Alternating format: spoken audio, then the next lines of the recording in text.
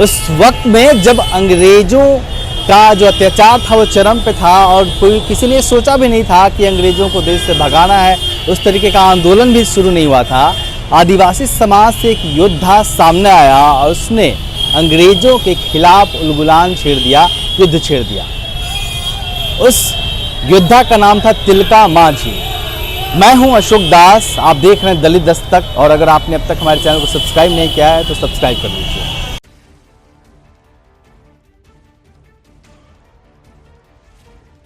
जो मुख्य इतिहास पढ़ाया जाता है वहां पर तिलका मांझी नहीं है।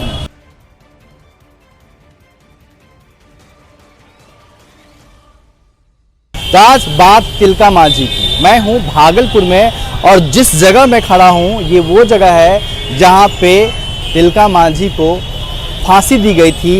वो प्रतीकात्मक रूप से वो पेड़ भी मौजूद है। आप देख सकते हैं कि ये तिलका मांझी का स्टैचू भी बना है, चौराहा भी बना है। कौन थे तिलका मांझी, क्या थी उनकी कहानी, कितने बड़े योद्धा थे? और हमारे साथ हैं विलक्षण रविदास सर, जो तिलका मांझी भागलपुर यूनिवर्सिटी में इतिहास के प्रोफेसर रहे हैं और तमाम इतिहास को, खासतौर पर भागलपुर के इतिहास को, तिलका मांझी के इतिहास को उन्होंने बहुत करीब से देखा है। सर बहुत बहुत स्वागत है आपका। धन्यवाद।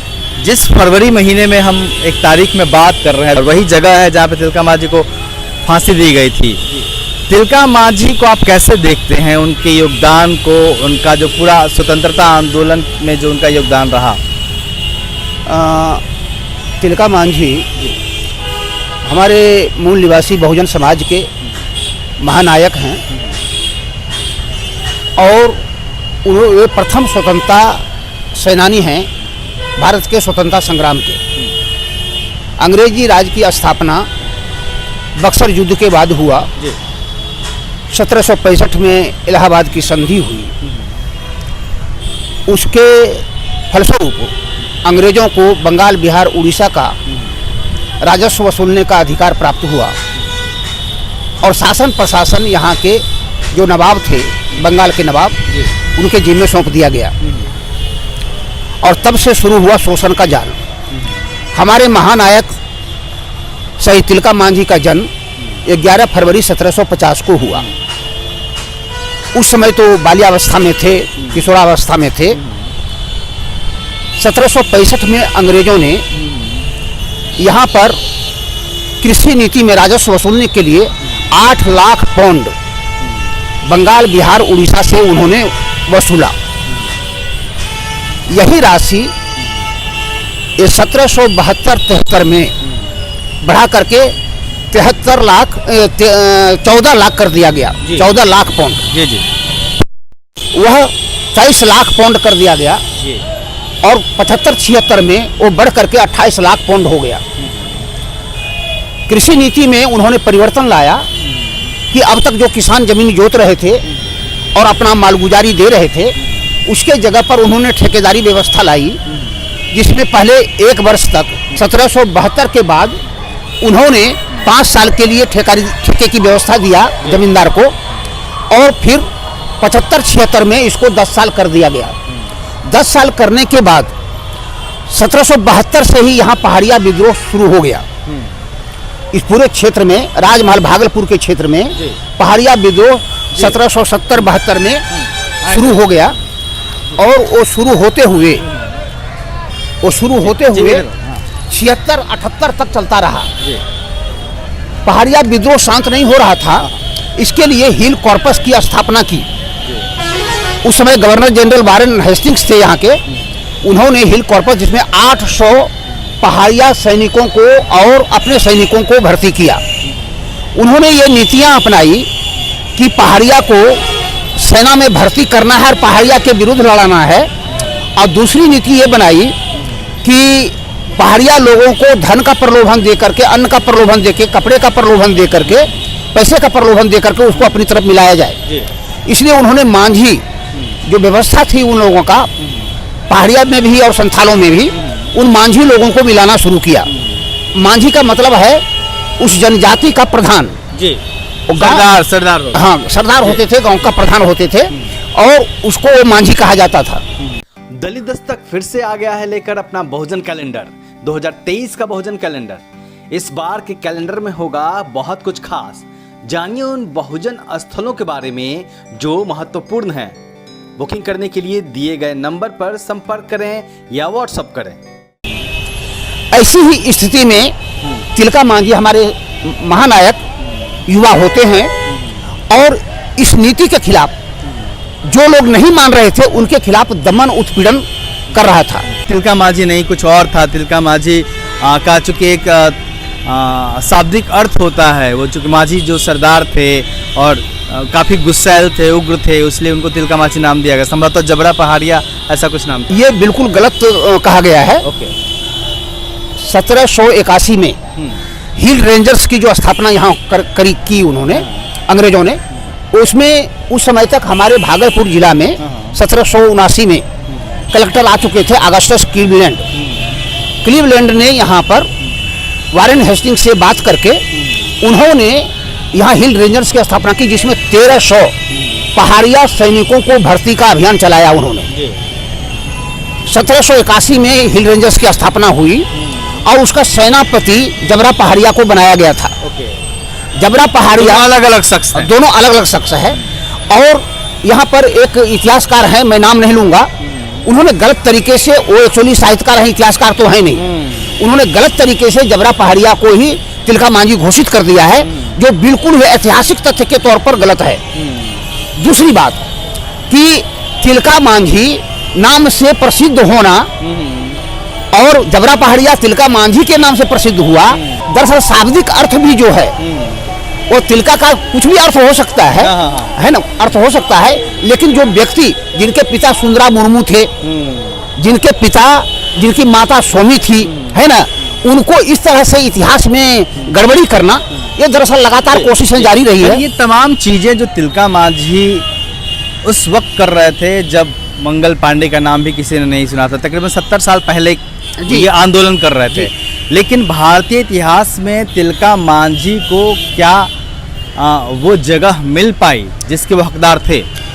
इसके हकदार जो थे वो जगह तो नहीं मिल पाई। आप सभी जानते हैं कि यहाँ के इतिहासकारों ने मॉडर्न इतिहास को जब लिखना शुरू किया तो उसने डिस्ट्रिक्ट गजेटियर्स को ही आधार बनाया। डिस्ट्रिक्ट गजेटियर्स को ही आधार पर उन्होंने इतिहास की रचना की है। बाकी कई लोगों ने लिखे हैं, जिसमें लाल मांझी हैं, SK ये हैं, तो उसमें कई लोगों ने लिखा है, तिलका मांझी पर लिखा है। मेरा यह है कि लेकिन ये जो मुख्य इतिहास पढ़ाया जाता है वहाँ पर तिलका मांझी नहीं है। इसकी वजह साफ है, अंग्रेजों के खिलाफ जिन्होंने विद्रोह किया, जिनको फांसी दी गई, स्वाभाविक है कि इतिहास रचना का जो काल है उस काल में उनको स्थान नहीं मिल पाया। अंग्रेजों के काल में, बाद के काल में भी हमारी सत्ता पर ऐसे लोग बैठे हैं जो अंग्रेजी परस्त हैं, अंग्रेजों के परस्त हैं, जो कि अभी भी औपनिवेशिक दृष्टिकोण रखते हैं इतिहास लेखन का। दरअसल हमारे मिथकों में हमारे लोगों ने जिस इतिहास को स्थापित किया है, जैसे तब से कोई नहीं जानता, भागलपुर के नागरिक जो 100 वर्ष के भी हैं वो नहीं जानते, वो सब कहते हैं कि तिलका मांझी चौक का नाम बहुत पहले से है। तिलका मांझी का चौक का नाम पहले से है, तिलका मांझी मोहल्ला का नाम पहले से है, तिलकपुर गांव पहले से है, बहुत पहले से। वहाँ के लोगों को भी, तिलकपुर गांव के लोगों को भी पूछेंगे तो उनको नहीं मालूम है तिलका मांझी के बारे में, लेकिन तिलकपुर गांव के बारे में मालूम है। तिलका मांझी हाट जो उल्टा पुल के पास है यहाँ, है ना, हम लोग बांका की तरफ जो जाते हैं, देवघर की तरफ जो जाते हैं, वो वहाँ पर हाट लगती है, तिलका मांझी हाट कहलाता है वो। तो मेरा ये कहना, भागलपुर के लोगों ने अपने महानायक को अपने स्मृतियों में जो है संजोया है और उन्होंने मोहल्ले का नाम, उन्होंने चौक का नाम, उन्होंने गांव का है ना, ये इस तौर पर उन्होंने रखा है। जब तिलका मांझी का आंदोलन शुरू हुआ, कितना प्रभाव डाला उन्होंने, अंग्रेज कितने परेशान हो गए उस दौर में? इसको ऐसे देखें, स्थिति यह थी कि कलेक्टर अगस्टस क्लीवलैंड को खुद ही नेतृत्व के लिए तीतापानी जंगल जाना पड़ा था। ये 1783 के 30 नवंबर की बात है। 30 नवंबर को उन्होंने चार्ल्स कॉकरेल को दे करके प्रभार, और वो तिलका मांझी के युद्ध के संचालन के लिए गए थे। उसके पहले तिलका मांझी 2 बार पराजित कर चुके थे अंग्रेजी सेना को और हिल रेंजर्स की सेना को। हिल रेंजर्स जो था उनका, उसको पराजित कर चुके नहीं पा रहे थे। वो गुरिल्ला युद्ध करते थे अपने साथियों के साथ, अपने सैनिकों के साथ वे गुरिल्ला युद्ध करते थे। जहाँ सेना होती थी वो सामने सामने खड़े होकर के लड़ते नहीं थे, बल्कि वो चारों तरफ से घेर करके पेड़ पर चढ़ करके छिप करके वो वार करते थे, जिसके कारण कि वो सामने दिखते नहीं थे और अंग्रेजी सेना बार बार 3 बार पराजित हुई तिलका मांझी की सेना से। जी।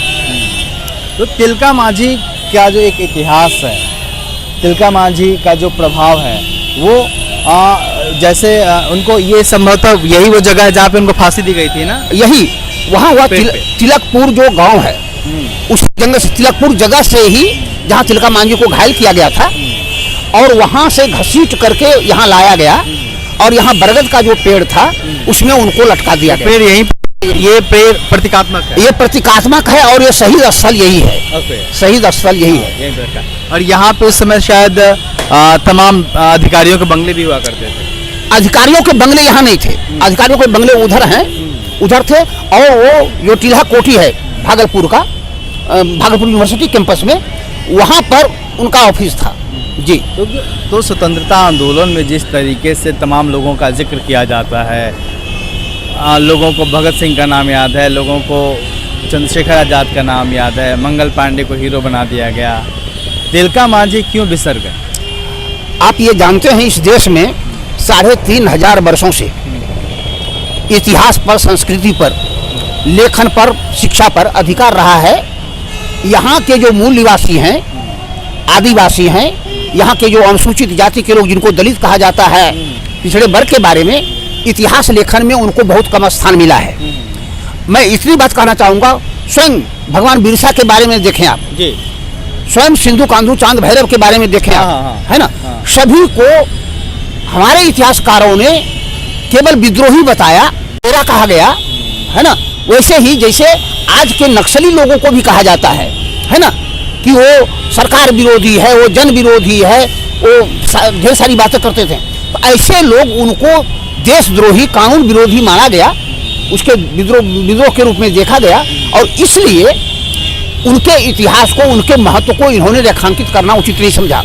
ऐसा इसलिए है कि कहीं यहाँ के जो मूल निवासी बहुजन लोग हैं उनके अंदर राजनीतिक चेतना, सामाजिक चेतना पैदा नहीं हो जाए, उनके अंदर विद्रोह की भावना अपने सम्मान के लिए, अपने अधिकार के लिए नहीं उठ खड़ा हो, इसलिए इनके इतिहास को दबाया गया है। अब भागलपुर में जो उनको ये पार्क मैं देख रहा हूँ कि पूरा बन नहीं पाया है, कि स्पेस घेर के छोड़ दिया गया है, ये पार्क हम लोग देख सकते हैं। ये तिलका मांझी मुर्मू शहीद स्थल तो लिखा हुआ है, लेकिन एक जो सम्मान, एक चौराहा भी बना हुआ है ना, तमाम शोर आ रहा है वहाँ से। तो यहाँ के एडमिनिस्ट्रेशन ने, बिहार की सरकार ने क्या उनको वो जगह देने की कोशिश की? जैसे यूनिवर्सिटी का नाम तो बदल दिया गया, लेकिन उस तरीके से जो उनको लेके तमाम डिस्कशन होना चाहिए था, ये जगह जिस तरीके से संरक्षित होनी चाहिए थी, वैसा हो पाया? इसको ऐसे देखें कि यहाँ पर संघर्ष से ही तिलका मांझी यूनिवर्सिटी का जन्म हुआ। यहाँ पर छात्र समन्वय समिति हम लोगों के नेतृत्व में था। यहाँ हम लोगों ने लालू जी से भेंट की, लालू जी से भेंट करके, वो सीएम थे, यहाँ पुल में आए थे नींव रखने के लिए, उसमें भेंट की और इस मांग को रखा गया और उसके बाद यूनिवर्सिटी का नाम तिलका मांझी यूनिवर्सिटी हुआ। मैं एक बात और बताना चाहूँगा, यहाँ जिस मूर्ति को आप देख रहे हैं, यहाँ पर मूर्ति की स्थापना जो हुई है ये 1980 में जब मैं छात्र था यहाँ, तो हम लोग हॉस्टल से चल करके लगभग 150 छात्र यहाँ पहुँचे थे, डीएम का घेराव किए थे कि तिलका मांझी चौक पर तिलका मांझी की मूर्ति लगनी चाहिए। उसके बाद डीएम ने यहाँ मूर्ति लगवाई। इस पार्क के लिए भी हमारे जो तिलका मांझी सुसार बेसी जो संगठन है, हम लोगों के नेतृत्व में हम लोग साथ मिल करके आवेदन दिया, प्रतिवेदन दिया, उसके बाद ये पार्क का निर्माण हुआ है। और नहीं तो यहाँ पर तो रिक्शा और पड़ाव बना हुआ था, लोग कब्जा किए हुए थे। जैसे बगल में आप देख रहे हैं ये जो बिल्डिंग है, ये जो दीवार दिख रही है, ये दीवार भी एक कब्जा किया हुआ है, शहीद स्थल को कब्जा करके एक बनाया गया था और इसलिए अभी तक इस पर रोक लगी है। अभी इसमें शायद इसको हटाना है, प्रशासन के लोग करेंगे ऐसा। दरअसल अपने शहीदों को संघर्ष के जरिए ही हम लोगों ने स्थापित यहाँ किया है और इसीलिए तिलका मांझी यूनिवर्सिटी में 2002 में जो वहाँ मूर्ति स्थापित हुई, उसके सामने मैं उस समय OSD था भागलपुर यूनिवर्सिटी में। उस समय वहाँ के प्रोफेसर रमाश्रय यादव जी वहाँ के कुलपति थे। उनसे निवेदन किया कि यहाँ मूर्ति लगनी चाहिए। उनके जीवन पर हम 3 प्रोफेसर के नेतृत्व में कमेटी बनी, जिसमें कि बुकलेट तैयार किया गया। फिर 2016 में प्रकाशित हुई, हजारों कॉपी बटी है और तब तिलका मांझी के बारे में लोग जानना शुरू किए हैं। जी, पूरी आज़ादी के आंदोलन को अगर देखें तो उसमें तिलका मांझी का योगदान को कितना अहम मानते हैं? सबसे पहली बात तो यह है कि जिस समय तिलका मांझी जी सामने आते हैं योद्धा के रूप में, नेतृत्वकर्ता के रूप में, स्वतंत्रता सेनानी के रूप में, उसके पहले पहाड़िया विद्रोह था और बिहार, पूरे बंगाल प्रांत में, बिहार, बंगाल, उड़ीसा में अनेक विद्रोह चल रहे हैं। रजवार और इन लोगों अनेक लोगों के, जैसे असम का मुहमारिया विद्रोह है, संदीप का विद्रोह है, जैसे जगन्नाथ धल का विद्रोह है ना। इस तरह के बागरा वगैरह, मांझी वगैरह ये लोग विद्रोह कर रहे थे। पूरे बंगाल प्रांत उथल पुथल में था। टैक्सेशन सिस्टम के कारण जमींदारों के हाथ में जो जमीन दी जा रही थी, ठेकेदारों के हाथ में, वो कई गुना, आप सोच सकते हैं कि 75-76 में जब 28 लाख पाउंड वसूला यहाँ टैक्स, तो जमींदार कितना वसूला होगा। और इसके कारण उनके घर द्वार को गिरवी रखना, उनके जमीन को हड़प लेना, उनके साथ मारपीट करना, उत्पीड़न करना, अपमान करना, ये सारी बातें इसमें मौजूद थी। उसके 3 कारण हैं। अंग्रेजों का उत्पीड़न और दमन जनजातियों पर। दूसरा है कि उन्होंने जो कृषि के क्षेत्र में, उसके पहले कृषि के क्षेत्र में, जनजाति क्षेत्र में कोई टैक्स नहीं लिया जाता था, लेकिन ठेकेदारी प्रथा के कारण मुसलमान जमींदारों ने और हिंदू जमींदारों ने, दोनों ने ही बेरहमी से उनका शोषण किया टैक्स के नाम पर। ये दूसरी बात है। और तीसरी बात यह है कि महाजनी शोषण, ये जो महाजन से उनको लेना पड़ता था। मालूम होना चाहिए कि 1770 में यहाँ जो भीषण अकाल पड़ा, 1 करोड़ लोग मारे गए यहाँ और कई करोड़ लोग बीमार गिरे। पशु के लिए चारा नहीं था। 1765 से लेकर के 1780 तक अनेक यहाँ पर भयंकर अकाल पड़े हैं बीच बीच में, जिसके कारण यहाँ का जनमानस बहुत ही विचलित हो गया था। बल्कि ब्रिटिश पार्लियामेंट में जब बहस हुई थी इस पर 1772 में, जिसके कारण कि ड्यूअल शासन को हटाना पड़ा था उनको, तो वहाँ पर कहा गया कि पूरा बंगाल प्रांत उजड़ गया है। हमारे ब्रिटिशर्स ने पार्लियामेंट में बहस की थी। इसके बाद ही सरकार ने ये निर्णय लिया था, ईस्ट इंडिया कंपनी पर दबाव डाला था। तो यहाँ पर कहने का मतलब साफ साफ है, हमारे लिए इस पृष्ठभूमि में तिलका मांझी के योगदान को समझना है कि वे आर्थिक शोषण के खिलाफ में थे, वो दमन और उत्पीड़न के खिलाफ में थे, वो महाजनी शोषण के खिलाफ में थे, जिसके शिकार की आज भी हमारे लोग हैं, आज भी जनजाति लोग हैं। उस समय जनजाति लोगों पर टैक्सेशन नहीं था क्योंकि वो जंगलों में करते थे। सर, आखिरी सवाल है, उनके जन्म और मृत्यु की तारीख पे भी गूगल में कई चीज़ें सामने आती हैं, अलग अलग तारीखें सामने आती हैं। वास्तविक तिथि क्या है उनके शहीद होने की और उनके जन्म की? उनका जन्म तो 11 फरवरी 1750 को हुआ। 11 फरवरी 1750 को उनका जन्म हुआ और मृत्यु उनकी 13 जनवरी 1785 को हुआ। 1750 को ही तिलका मांझी घायल हुए और वहाँ से घसीट कर यहाँ लाया गया और यहाँ पर फांसी पर चढ़ा दिया गया। बहुत बहुत शुक्रिया सर, तिलका मांझी के तमाम इतिहास को बताने के लिए। तो देखिए कि एक जो नायक होता है, जो आदिवासी समाज से और दलित समाज से आता है, उसके योगदान को किस तरीके से कमतर करने की कोशिश की जाती है, जबकि जिस तरीके से लक्ष्मण सर ने बताया कि एक बहुत बड़ा प्रभाव पड़ा उस वक्त जो आंदोलन हुए इस पूरे क्षेत्र में, जो तिलका मांझी और तमाम लोगों ने किया, ये अपने आप में अहम है। उसको रेखांकित करने की ज़रूरत है और उसको फिर से समझने की ज़रूरत है। पूरे किसान लोग उनके साथ। जी, कैमरा पे हमारे साथ वीरेंद्र सर हैं, उनका बहुत बहुत शुक्रिया। आप देखते रहिए दलित दस्तक। चलिए, बहुत बहुत शुक्रिया।